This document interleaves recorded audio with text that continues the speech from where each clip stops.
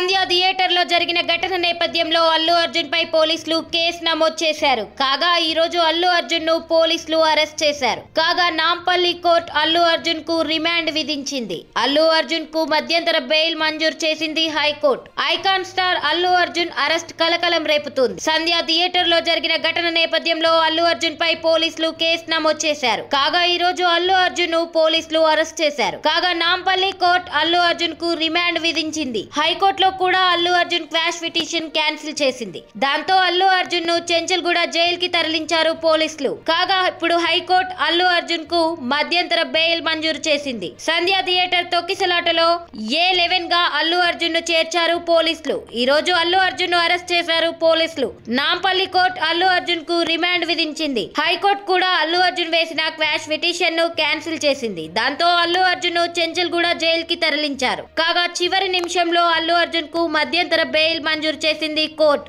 వెంటనే విడుదల చేయాలని కోర్టు ఆదేశించింది. దాంతో అల్లు అర్జున్ బయటకు రానున్నాడు.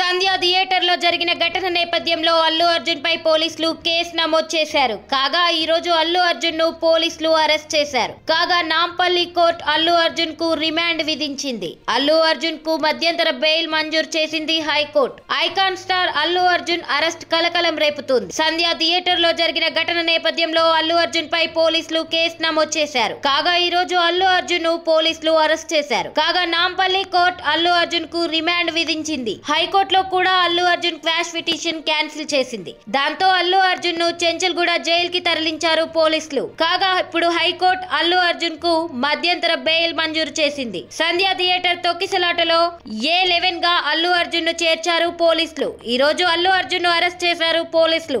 నాంపల్లి కోర్టు అల్లు అర్జున్ కు రిమాండ్ విధించింది. హైకోర్టు కూడా అల్లు అర్జున్ వేసిన క్వాష్ పిటిషన్ ను క్యాన్సిల్ చేసింది. దాంతో అల్లు అర్జున్ ను చెంచల్గూడ జైలుకి తరలించారు. కాగా చివరి నిమిషంలో అల్లు అర్జున్ కు మధ్యంతర బెయిల్ మంజూరు చేసింది కోర్టు. వెంటనే విడుదల చేయాలని కోర్టు ఆదేశించింది. దాంతో అల్లు అర్జున్ బయటకు రానున్నాడు.